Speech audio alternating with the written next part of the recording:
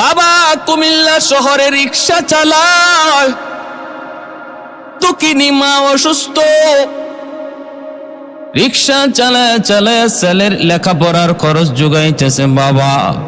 এইদিকে সন্তান স্কুল জীবন কলেজ জীবন পার কইরা ঢাকা শহরে আসলো, ভার্সিটিতে লেখাপড়া করে একটা টিউশনি কইরা কোন রকম লেখাপড়ার খরচ যোগায়। বাবা একা রিক্সা চালায়া সন্তানের ভার্সিটির খরচ যোগানো বড় কষ্টকর, তবু বাবা রিক্সা চালায় সন্তানের একটা উজ্জ্বল ভবিষ্যৎ দেখার জন্য, সন্তানের সুন্দর একটা জীবন দেখার জন্য। আমার সন্তান বড় হবে, এই দিকে ছেলে ইউনিভার্সিটিতে ভর্তি হলো, সুন্দরী একটা মেয়ের সাথে পরিচয় হয়ে গেল, তারপরে বিবাহ বন্ধনে আবদ্ধ হলো। গ্রামের ওই দুঃখিনী মা দুঃখী বাবার কথা সন্তান শহরের উচ্চ বিলাসিতার বাতাসে মগ্ন হয়ে বাপ মার কথা ভুলে গেল। ছেলে বছর হয়ে গেল, বছরের পর বছর চলে যায়, গ্রামে আসে না। ভালো একটা চাকরির ব্যবস্থা হলো, গুলশান আজাদ মসজিদের পাশেই বাসা নিল, আলিশান বাসা। ওই বাসায় স্ত্রীকে নিয়ে এসে বসবাস করতেছে। দিন যায় রাত যায়, মার কথা বাবার কথা যেন ভুলে গেল। এইদিকে স্ত্রীও তাকে বাপ মার কথা ইয়াদ হদে সাহায্য করে না, বরং বাপ মার কথা ভুলে যাওয়ার জন্য স্ত্রী যদ্দূর করার তা করে। আজকে ওই যুবক অফিসে যায়, বাসায় আসে, এইভাবে দিন চলছে। ওইদিকে গ্রামের বাড়িতে দক্ষিণী মা আর বাবা শুধু সন্তান সন্তান করে আহাজারি করে। একবার যদি সন্তানটা আসতো, একবার যদি সন্তানটারে দেখতে পাইতাম। মা দক্ষিণী আর সইতে পারে না, বাবাকে পাঠায়, অনুরোধ করে, স্বামী গো একটু যাও না,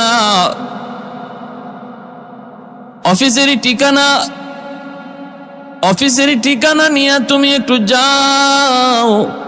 সন্তান আমাদেরকে ভুলে গেছে, কিন্তু আমরা তো মা, আমি তো 10 মাস 10 দিন আমি তো আমার পেটে রাখছি, এজন্য অভিমান করে তুমি যদি থাকতে পারো, কিন্তু আমি মা থাকতে পারি না গো স্বামী। একটা নজর আমার সন্তানকে দেখাও। দেখানো লাগবে না, তুমি নিজে যায় দেখে আসো, তুমি যদি যায় দেখে আসো, আর তুমি যদি আমাকে বলো এরকম দেখছি, আলহামদুলিল্লাহ আমি খুশি হয়ে যাব। তোমার দেখেই আমার দেখা, স্বামী গো একটু যাও না, আমি আর পারি না, তুমি একটু যায় দেখে আসো। স্ত্রীর বারবার অনুরোধে স্বামী, রিক্সাওয়ালা স্বামী স্ত্রীর বারবার অনুরোধে অফিসের ঠিকানা নিয়ে ঢাকা শহরে আসলো। এইদিকে বাবা সন্তানকে দেখার জন্য শহরে অফিসের ঠিকানায় চলে আসলো। দারোয়ান আটকায় দিল গেটের সামনে।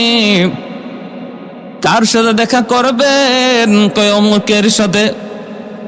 কয় আপনি এখানে দাঁড়ান, সিসি ক্যামেরার মাধ্যমে স্যার আপনাকে ঠিকই দেখতেছে। আমি যাই স্যারের কাছ থেকে অনুমতি আনতে হবে। স্যার যদি আপনাকে অনুমতি দেন তবে আপনি ঢুকতে পারবেন, নতুবা ঢুকার কোনো অনুমতি নাই।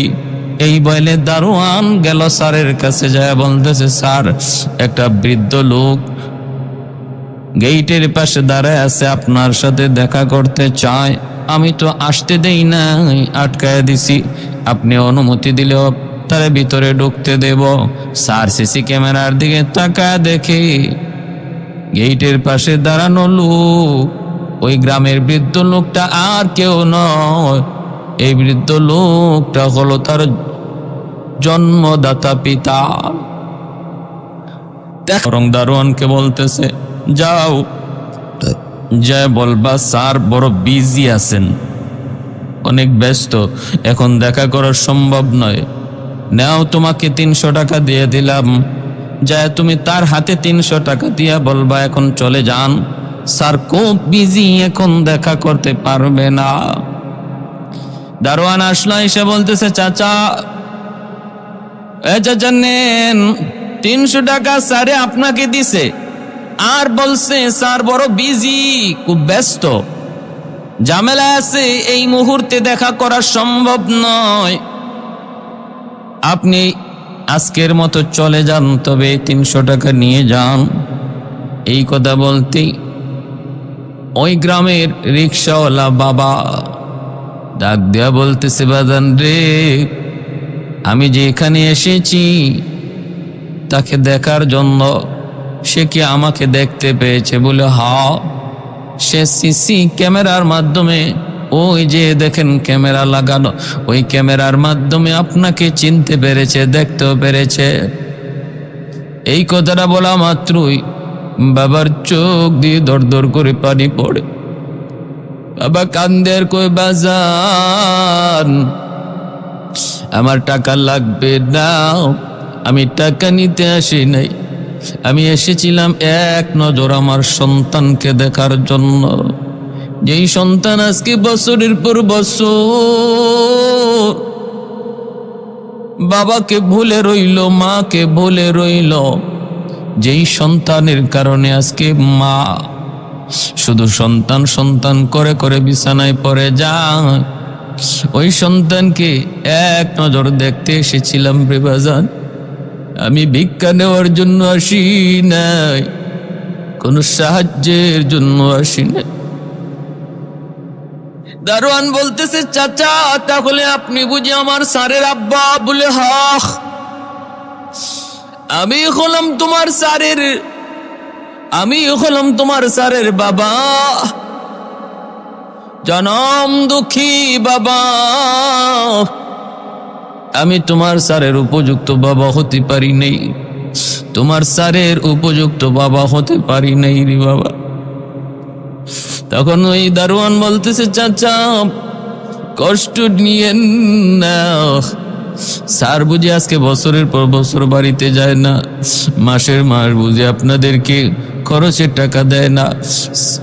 চাচা আমি বেতন পাই মাত্র 5,000 টাকা, এর মধ্যে প্রতি মাসে 3,000 টাকা আমি আব্বা আম্মার জন্য গ্রামে পাঠায় দেই, খরচের জন্য রাখি 2,000 টাকা, বেশিরভাগ টাকাটা আমার মা বাবার জন্য আমি পাঠায় দিই।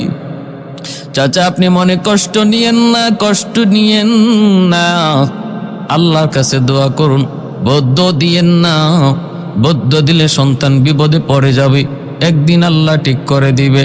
কত সুন্দর সান্ত্বনা দিয়া দারোয়ান মানুষটা, নামাজি মানুষটা তখন ওই চাচাকে বিদায় দিল। বাবা চলে আসতেছে, এই দিকে মা অপেক্ষায় রয়েছে, কখন জানি আমার স্বামী আসবে গো, আয়েশা বলবে তোমার সন্তানের সাথে দেখা হয়েছে, সন্তানের সাথে আলাপ হয়েছে, কথা হয়েছে, তোমার সন্তান এমন এমন।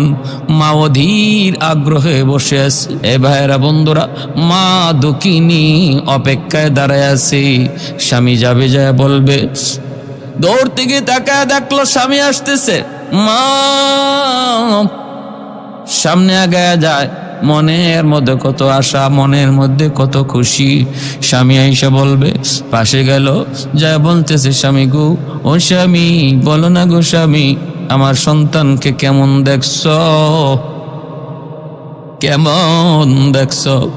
যখন জিজ্ঞেস করে, বলা মাত্রই স্বামী আর কোনো জবাব দিতে পারে না, হাউমাউ করে কাঁদতে লাগলো, হাউমাউ করে কাঁদতে লাগলো সে অভাবী বাবাটা, যে বাবা রিক্সা চালায় চালায় সন্তানের লেখাপড়ার খরচ দিল রে। হাউমাউ করে বাবা কান্দে আর কইস, স্ত্রী গো, তোমার সন্তান আমার সাথে দেখা করে নাই, আমার সাথে দেখা করার বুঝি সময় তার হাতে নাই।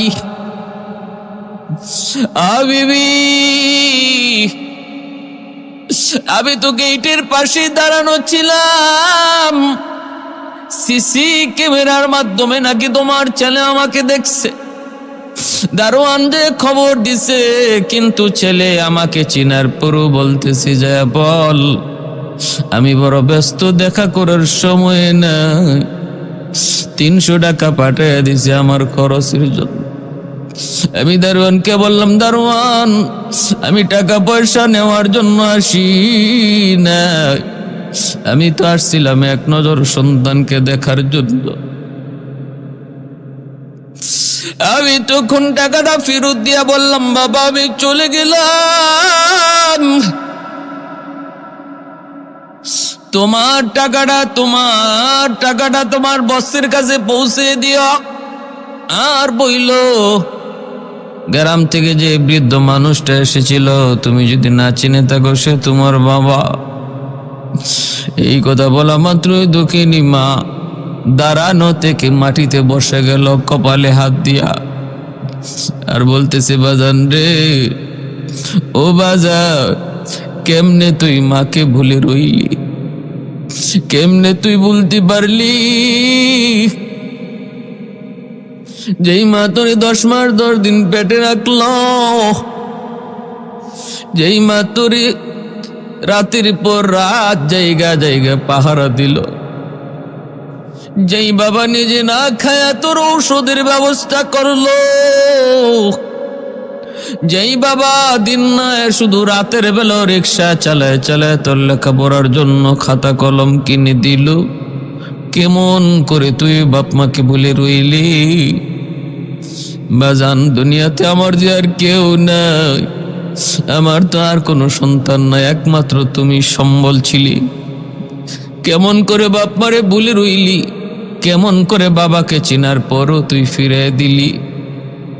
সাথে সাথে বাবা তার স্ত্রীকে কোলে নিয়ে বাড়িতে নিয়ে আসলো। আসতে পারে না, পরে যায়। সান্ত্বনা দিয়া দিয়া স্বামী স্ত্রীকে নিয়ে ঘরে আসলো। ভাইরা বন্ধুরা, এইভাবে মা দুঃখিনী, শুধু তার মুখের হাসি নাই, কান্না আর কান্না, চোখ থেকে শুধু পানি ঝরে, পানি আর শুকায় না। ঈদ যায়, ঈদের চাঁদ যায়, বাপ মার মুখে একটু হাসি নেই। ঈদের চাঁদে সবাই আনন্দ করে, কিন্তু ওই দুঃখিনী মা, দুঃখী বাবার চেহারায় কোনো আনন্দ নাই, চোখে মুখে কোনো হাসি নাই। এ ভাই, কিছুদিন পরে মা বলতেছে, স্বামী গো, আমি বাঁচবো না গো স্বামী, আমি মনে হয় বাঁচবো না, এক নজর আমার সন্তানকে দেখাও, এক নজর দেখাও। ও স্বামী, আমাকে নিয়ে চলো, আমিও শহরে যাব, যাই দেখি কেমন করে সন্তান আমাদের সাথে দেখা না দেয়। স্বামী অপারগ হয়ে বারবার স্ত্রীর পীড়াপিড়িতে স্ত্রীকে নিয়ে কুমিল্লা শহর থেকে ঢাকার উদ্দেশ্যে রওনা দিল। কষ্ট করে পৌঁছে গেল। স্বপ্ন, সারাটা রাস্তা জুড়ে একই স্বপ্ন, আমার সন্তানকে দেখব। একই নিয়মে গেইটের পাশে দাঁড়ায়। দারোয়ান বলছে, চাচা আপনি তো সেই দিনের চাচা, কিন্তু দাঁড়াইতে হবে, স্যারের অনুমতি ছাড়া কোনোভাবেই আমি যাওয়ার সুযোগ দিতে পারি না, নতুবা আমার চাকরিটা চলে যাবে। চাচা, আমি বুঝতেছি আপনার মনের ব্যথা, মনের কষ্ট, কিন্তু আমার চাকরি বাঁচাইতে হলে অনুমতি নিতে হবে, একটু দাঁড়ান। আবার গেল যায়, আবার যখন বলল, স্যার একটু তাকায় দেখেন। আমি দারোয়ান বলতেছি, একটু তাকায় দেখেন ক্যামেরার দিকে। গেটের পাশে একজন মানুষ স্ত্রীকে নিয়ে হাজির হয়েছে, আমি ঢুকতে দেই না, আপনার অনুমতি ছাড়া আমি কি তাদেরকে ঢুকতে দেব নাকি, একটু দেখেন। স্যার তাকায় দেখলো, ওই মানুষটা হলো তার বাবা, আর ওই মহিলাটা হলো তার দুঃখিনী মা, দুঃখিনী মা আর জনম দুঃখী বাবা। তখনও দিল নরম হয় না রে ভাই, শক্ত পাষাণ দিল নরম হয় না। আবার ওই দারোয়ানকে ডাক দিয়া বলতেছে, যায় বলবি আমি বড় ব্যস্ত, আমার সময় নাই, সুযোগ নাই, 1000 টাকা নিয়ে নে, দেখবি আজকে চেষ্টা করবি টাকাটা দেওয়ার জন্য। দারোয়ান আইসা আবারও বলতেছে, চাচা মাফ করবেন, মাফ করবেন চাচা, দুনিয়াতে আমি এমন সন্তান দেখি নাই যে সন্তান মা বাবাকে দেখার পরেও সে দেখা করতে রাজি নয়। চাচা 1000 টাকা আপনাদেরকে দিয়া বলছে চলে যেতে। এই কথাটা শোনা মাত্রই দুঃখিনী মা গেইটের পাশে আল্লাহ আল্লাহ কইয়া ডাক দিয়া পড়ে গেল। ভাইরা বন্ধুরা, স্বামী কোলে নিয়া কোন রকম কষ্ট করে করে বাড়িতে পৌঁছলো।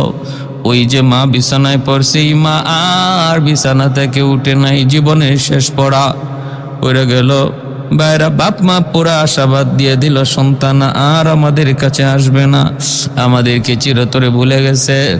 এইভাবেই দিন যায় রাত যায়, ছেলে তো অন্ধকার জগতে ডুবে আছে।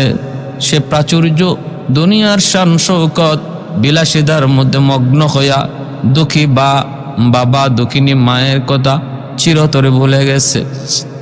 ভাইরা বন্ধুরা, মনে রাখবেন, যতই আপনাকে আপনার নফস গুনার সাগরে ডোবায় রাখুক, একটা সময় কিন্তু অন্তরের ভিতরে আপনার নফসে মুতমাইন্না পবিত্র আত্মা মাঝে মাঝে আপনাকে সতর্কবাণী দিবে। একজন অপরাধী যত বড় অপরাধ করুক না কেন, অপরাধীর ভিতরে মাঝে মাঝে তারে নফসে মুতমাইন পবিত্র আত্মা সতর্ক দেয়, না না ওই পথে যাবি না, আর এই কাজ করবি না। মাঝে মাঝে আপনাকে সতর্ক দিবে। ওই সতর্ক দেওয়া অবস্থায় যদি কোনো মানুষ সেটাকে মেনে নেয়, ওই সে অনুরোধটাকে, সেই সতর্ক বাণীটাকে যদি গ্রহণ করে নেয়, সেই কামিয়াব। ফিরে যদি আসে, মূল্যায়ন না করে, কর্ণপাত না করে, তার জীবনটাই ধ্বংস হয়। ভাইরা, একদিন ওই যুবক জুম্মার নামাজ পড়লো যা গুলশান আজাদ মসজিদ। ওই আজাদ মসজিদে জুম্মার নামাজ পড়ান যাত্রাবাড়ির হজরত মাওলানা মাহমুদুল হাসান দামাত বারকাতুহুম। তিনি আজও জীবিত, আল্লাহর ওয়ালি, তিনি আজও সুস্থ আছেন। তিনি গুলশান আজাদ মসজিদে জুম্মার নামাজ পড়ান। একজন আত্মার রোগীর ডাক্তার, অনেক বড় বুজুর্গ, যাদের কাছে গেলে, যাদের কথা শুনলে পরে নিজের আত্মার রোগ ধরা পড়ে। ভাইয়েরা, বহু মানুষের জীবন পরিবর্তন হয়েছে এমন বুজুর্গদের সহবতে যাওয়ার কারণে। এজন্যই তো আল্লাহ বলেছেন, যদি তুমি একজন খাঁটি মুমিন হতে চাও, তাকওয়াওয়ালা হতে চাও, তুমি তাকওয়াওয়ালাদের সংস্পর্শে যাও, আল্লাহওয়ালাদের সহবতে যাও, তাহলেই তোমার দৌলতে তাকওয়া হাসিল হবে। ইয়া আইয়ুহাল্লাযীনা আমানুত্তাকুল্লাহা ওয়া কুনু মা'আস সাদিকিন।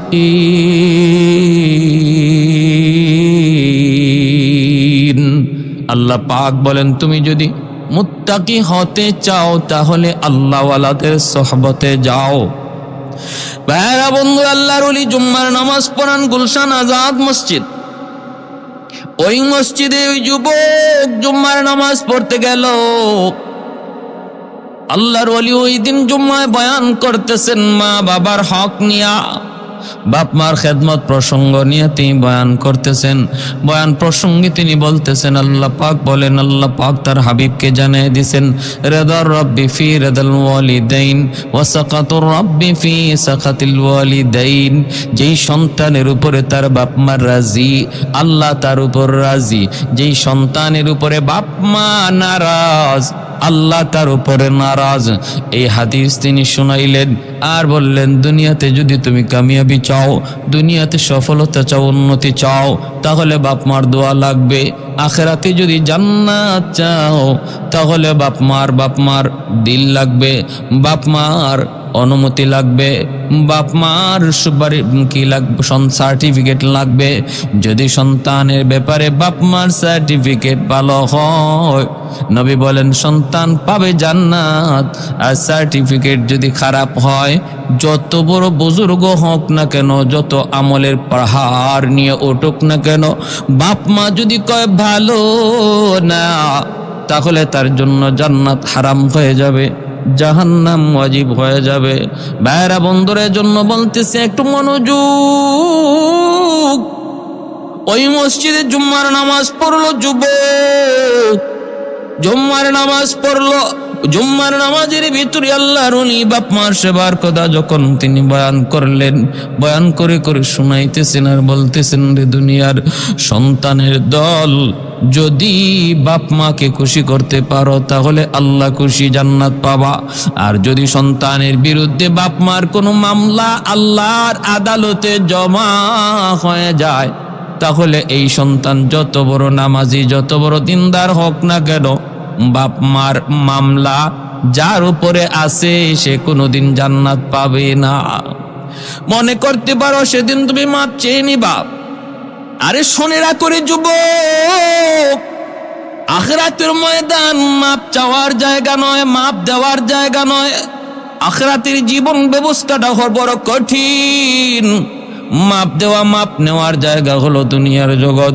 দুনিয়াতে সহজে কারো কাছ থেকে মাপ নেওয়া যায়, মাপ চাওয়া যায়, কিন্তু আখিরাতে আল্লাহর আদালতের সামনে মাপ চাওয়ার কোনো সুযোগ নাই। কেউ মাপ চাইলেও চাইতে পারে কিন্তু মাপ পাবে না।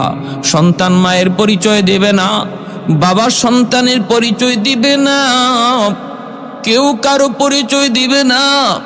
কলিজার টুকরা সন্তানের পরিচয় মা দিবে না, বাবা দিবে না। আল্লাহ বলেন, ইয়াউমা ইয়াফিরুল মারউ মিন আখিহি ওয়া উম্মিহি ওয়া আবিহি ওয়া সাহিবাতিহি ওয়া বানিহি লিকুল্লি ইমরিইম মিনহুম ইয়াউমা ইযিন শাআনুন ইউগনি।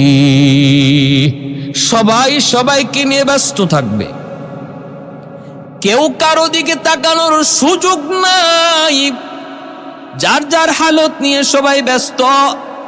শুধু ইয়া নফসি, শুধু ইয়া নফসি, শুধু ইয়া নফসি। নবীরা পর্যন্ত ইয়া নফসি বলবে।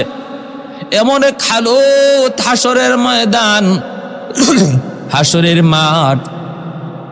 অতএব ওই মাঠে সন্তান যদি বাবার কাছে যায় বলে, আব্বা মাফ করে দাও, বহু অন্যায় করে ফেলেছি, আব্বা মাফ করে দাও, কিন্তু বাবা মাফ দিবে না।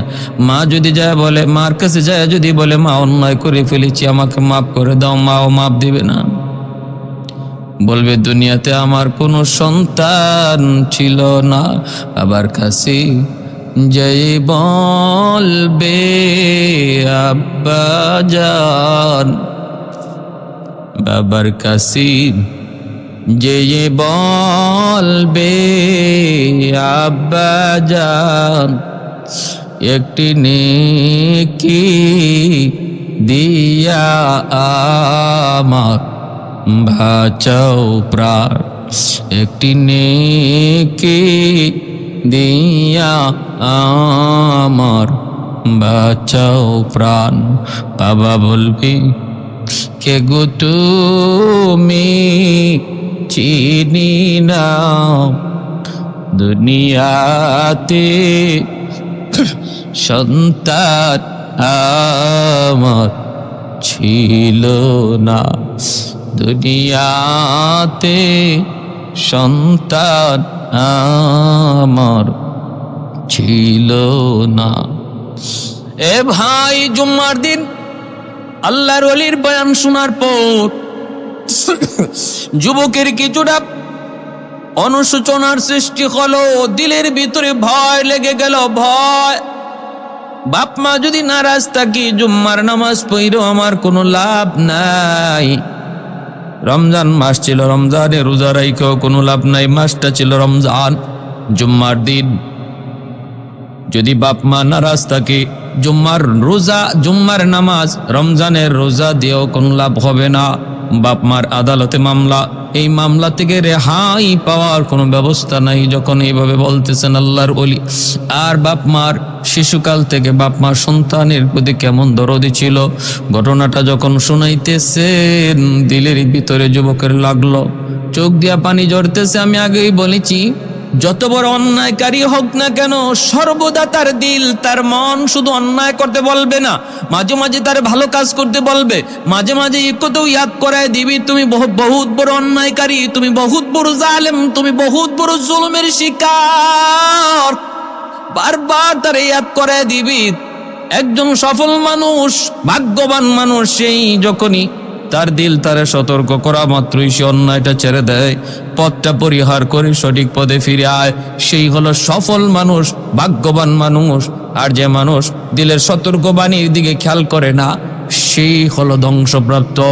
যুবক মসজিদের ভিতরেই চোখের পানি জড়ায় জড়ায় কান্দে আর কয়, মালিক আমি বহুত বড় জুলুম করে ফেলেছি, আমি আমার বাপ মার সাথে বহুত বড় অন্যায় করে ফেলেছি, আল্লাহ আমাকে তুমি একটু সুযোগ দিবানি, বাপ মার কাছে তো মাপ চাওয়ার, আমার আব্বা আম্মার কাছে মাপ চাওয়ার একটু সুযোগ দিবানি। এই বইলা যুবক কাঁদতেছে আর কয়, আল্লাহ আমার আব্বা আম্মার কাছে মাপ চাওয়ার আগে তোমার কাছে আমি হায়াত ভিক্ষা চাই, আল্লাহ আমার আব্বা আম্মারে খুশি করার আগ পর্যন্ত আমি হায়াত তোমার কাছে ভিক্ষা চাই। এই বইলা যুবক জুম্মার নামাজটা পইরা আর বাসার দিকে যায় নাই, সাথে সাথে মার্কেটে গেল, মার জন্য শাড়ি, বাবার জন্য লুঙ্গি কিনা, বিভিন্ন ধরনের ফল ফলাদি লইয়া, আর স্ত্রীর কাছে না যাইয়া মা বাবাকে দেখার জন্য শহর থেকে রওনা দিল। আরে যুবক, ওই সন্তান কুমিল্লা শহরে যাবে, তখনকার সময়ে 2টা ফেরি পার হওয়া লাগতো। ওই 2 ফেরি পার হইয়া যাইতে যাইতে অনেক দেরি হয়ে গেল। শহরের ভিতরে যায় ঢুকলো, তখন বেজে গেছে রাত অনেকটা, প্রায় 11টা বেজে গেল, রাত 11টা।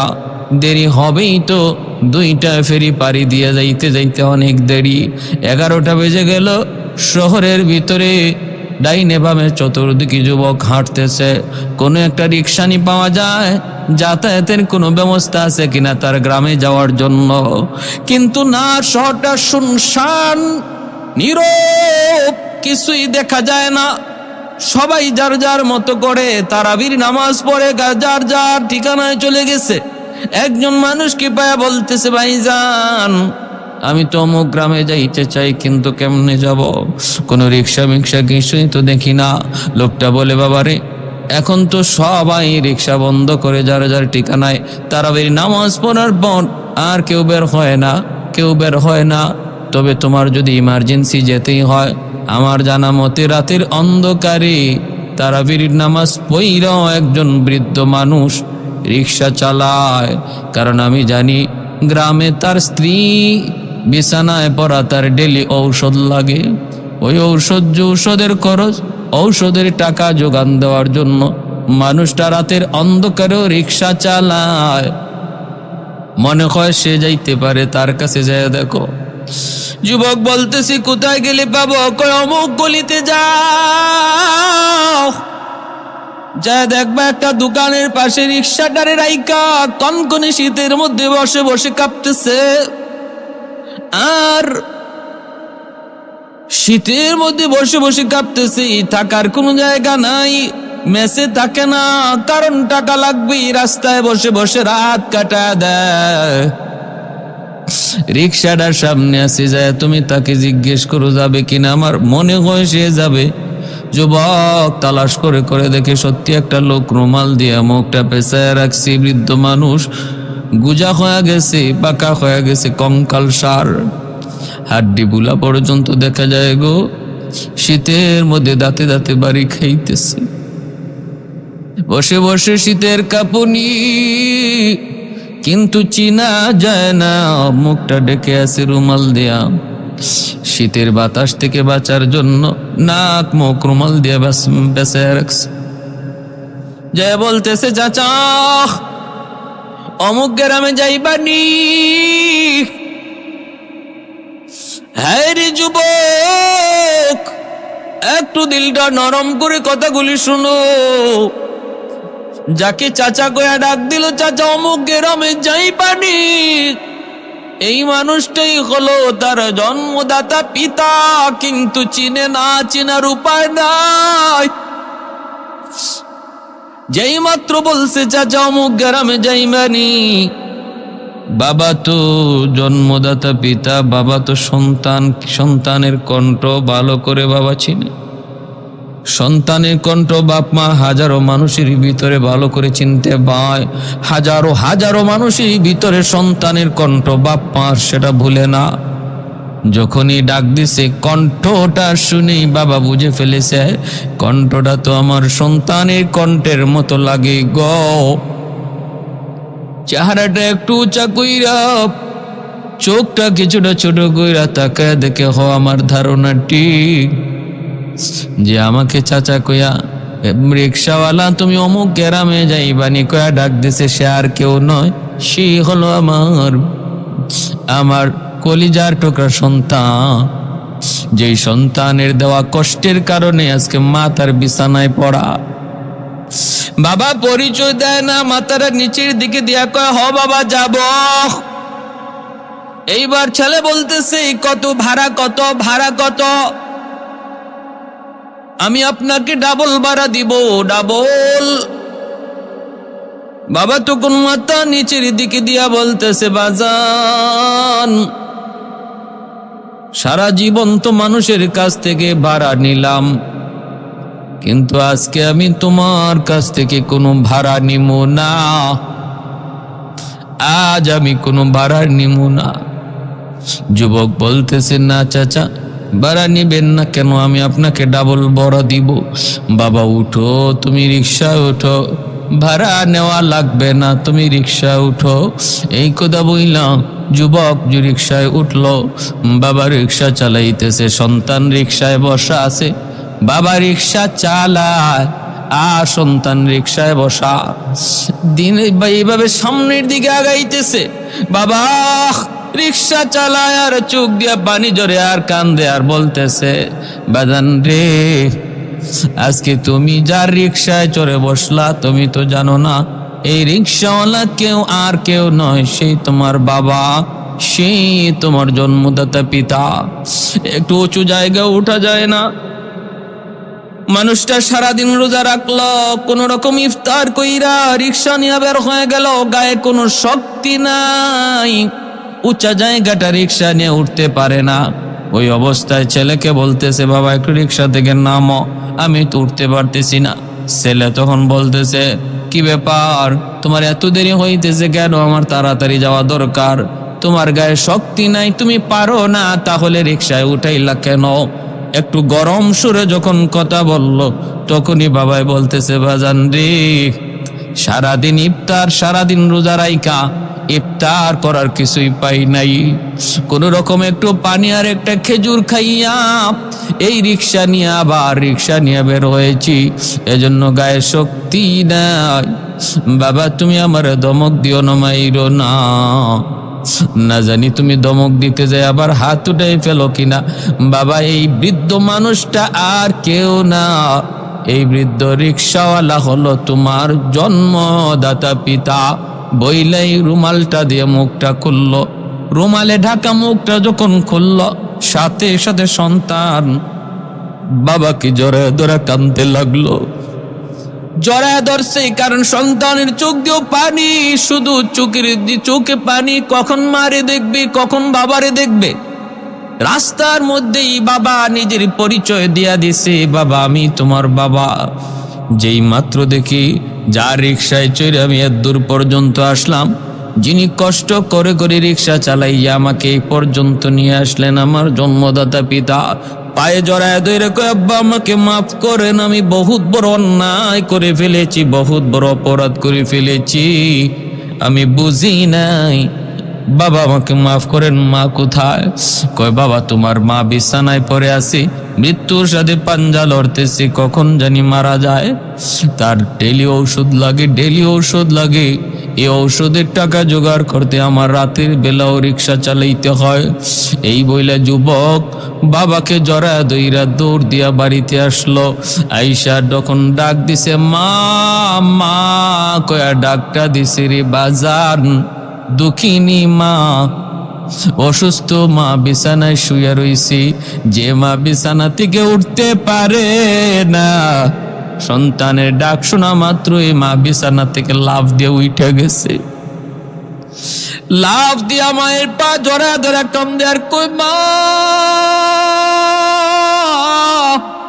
ও মা, বহুত বড় অপরাধী আমি, বহুত বড় অন্যায় করে ফেলেছি, মা আমাকে মাফ করো, মা আমাকে মাফ করো। সাথে সাথে মা টান দিয়ে বুকে জড়ায় দিয়ে কান্না শুরু করছি। এজন্য বলি রে ভাই, বাপ মার কাছে মাপ চাইতে দেরি হয়, বাপ মা মাফ করতে দেরি হয় না। যুবক, যদি কোনো অন্যায় করে থাকো তাহলে তাড়াতাড়ি মাপ চাও, কারণ বাপ মার কাছে মাপ চাইতে দেরি, বাপ মা মাপ করতে দেরি হয় না। ও ভাই, প্রতিদিন এরকম ভাবে একটা যুবক মাকে আইসা প্রতিদিন মারতো বউয়ের কথায়। একদিন অফিস থেকে আসার পথে ওয়াজ শুই না, দিল পরিবর্তন হয়ে গেছে। 2টা বাজে বাড়িতে আসলো, আইসা দেখে স্ত্রী দরজার পাশে দাঁড়ায় রইছে বাচ্চা কুলে নিয়া। কি গো স্ত্রী, তুমি এখনো বাচ্চা কুলে নিয়ে দরজার পাশে দাঁড়ানো, ঘটনা কি? স্ত্রী বলতেছে, আমার বাচ্চাটা অসুস্থ, পাতলা পায়খানা, কখন কি হয় এই চিন্তা করে আমি মা ঘুমাই না। তোমরা তো বাবা, তোমরা তো বুঝবা না সন্তানের দরদ, মা যেমন বুঝে এমন বুঝবা না। সারাদিন নয়, শুধু সারা রাত নয়, যদি মাসকে মাস বিছানা থেকে দাঁড়ায়া এইরকম দাঁড়ায়া সন্তান কুলে নিয়ে আমি কাটায় দিতে হয়, আমি পারবো, ঘুমে যাব না। এতটা দরদ কলিজায় সন্তানের। এই কথা শোনা মাত্রই ছেলে বলতেছে, আজকে তুমি যদি তোমার সন্তানের প্রতি এমন দরদ দেখাও, তোমার কথায় আমি প্রতিদিন আমার যেই মাকে মারি, ওই মাও তো শিশুকালে আমাকে এমন আদরটাই করছে, এমনও আদরটাই করছে, এমন মাটাই করছে। তাহলে আমি তো বহুত বড় অন্যায় পথে আছি। দৌড় দিয়ে আমার রুমের দরজার সামনে যায় ডাক শুরু করেছে, মা দরজা খোলো। মা তখন তাহাজ্জুদ নামাজে মগ্ন। মা ভিতর থেকে মনে করেছে ছেলে, মনে করছিলাম আজকে আমাকে মাইরের কথা ভুলে গেছে, কিন্তু না, ভুলে নাই গো, মনে হয় আজকেও মারতে আইছি। মা নামাজ শেষ করে বলতেছে, বাজান রে বাবা, আজকে আমাকে মারবি না, আমি আজকে তোর বউয়ের সাথে কোনো কথাই বলি নাই রে বাবা, প্রতিদিন মিথ্যা কথা বইলা আমারে মাইর খাওয়া, আজকে আমি তোর বউয়ের রুমে যাই নাই। গতকালকের মাইরে আমার দেখে এখনো ব্যথা আছে, বাবা আজকে মারবি না। ছেলে কাঁদতেছে আর বলতেছে, মা তুমি দরজা খুলো, আমি মারতে আসি নাই। মা মনে করেছে দরজা যদি ভেঙে ফেলে তাহলে গুসায় আরো বেশি মারবে। যাইয়া মা কাঁপতেছে, দরজাটা খুইলা দিছি। দুঃখিনী মা, বৃদ্ধা মা কাঁপতেছে দরজার পাশে দাঁড়া। আর ছেলে ভিতরে ডুইকা লাফ দিয়া মার দুটা পায়ে জড়া দুইরা কান্না করে আর কই, মা গো আমি বুঝি নাই, আমাকে মাফ করো, আমি বহু অন্যায় করে ফেলেছি। দক্ষিণী মা দেরি নাই, টান দিয়া বুকে জড়ায়া কপালে চুমু খায় আর বলতেছে, বাজান আমি তো প্রতি রাত আল্লাহর কাছে দোয়া করি, কোনোদিন বদদুয়া দেই নাই, কারণ বদদুয়া দিলে গজব চলে আসবে। আল্লাহ আমার ডাক কবুল করেছে। এজন্য বলি যুবক, যত অন্যায় করো, যত অপরাধী করো না কেন, মৌতের আগে মাপ চাও, এখনই মাপ চাও, কারণ জানি না আমাদের কার মরণ কোথায়, কোন দিন কোন টাইমে। মৌতের আগে যদি বাপ মারে খুশি করতে না পারো, তোমার দুনিয়াও বরবাদ, আখেরাতও বরবাদ। দুনিয়াতেও শস্য ফুল দেখবা অন্ধকার, আর আখেরাতের ময়দানে আছে আল্লাহ পাকের পক্ষ থেকে যন্ত্রণাদায়ক শাস্তি। আল্লাহ পাক রব্বুল আলামিন প্রতিটা সন্তানকে, আমরা যারা সন্তান হিসেবে আছি, প্রতিটা সন্তানকে বাপমার কদর বুঝা চলার, আর বাপমার কথা মতো বাপমারে খুশি রাইকা চলার তৌফিক দান করুন। আমার প্রয়োজন আগে নয়, বাপমার প্রয়োজনটা আগে, এটা আল্লাহর দেওয়া সিদ্ধান্ত। ওয়াসআলুনাকা মাযা ইউনফিকুন, আল্লাহ বলে, বন্ধু মানুষ কয় কেমনে টাকা পয়সা কোন রাস্তায় খরচ করব, তুমি বলো যে সবার আগে টাকা পয়সা খরচ করতে হবে বাপ মার জন্য। ওয়াসআলুনাকা মাযা ইউনফিকুন, কুল মা আনফাকতুম মিন খাইর ফালিল ওয়ালিদাইনি ওয়াল আকরাবিন। সবার আগে বাপ মার জন্য টাকা পয়সা খরচ করো। ভাইয়েরা যুবক, এজন্য বলি নিজের প্রয়োজন আগে নয়, বিবি বাচ্চার প্রয়োজনও আগে নয়, বাপ মার প্রয়োজনটা আগে। বৃদ্ধ মা হলে তার দিকে খেয়াল রাখো, বৃদ্ধ বাবা হলে তার দিকে খেয়াল রাখো। যদি মায়ার নজরে একবার বাপ মার চেহারার দিকে তাকাও, আল্লাহ পাক তোমার কবুল হজের সওয়াব দান করবে। কখনো রাগান্বিত চেহারায় রক্ত চক্ষু নিয়ে বাপ মার দিকে তাকাইবা না, মায়ার নজরে যতবার তাকাইবা না, মায়ার নবী বলেন কবুল হজের সওয়াব আল্লাহ তোমার আমল নামায় দান করবে। আল্লাহ আমাদের সবাইকে কথাগুলো আমল করার তৌফিক দান করুন। ওয়া আখির দাওয়ানা আনিল হামদুলিল্লাহি রাব্বিল আলামিন।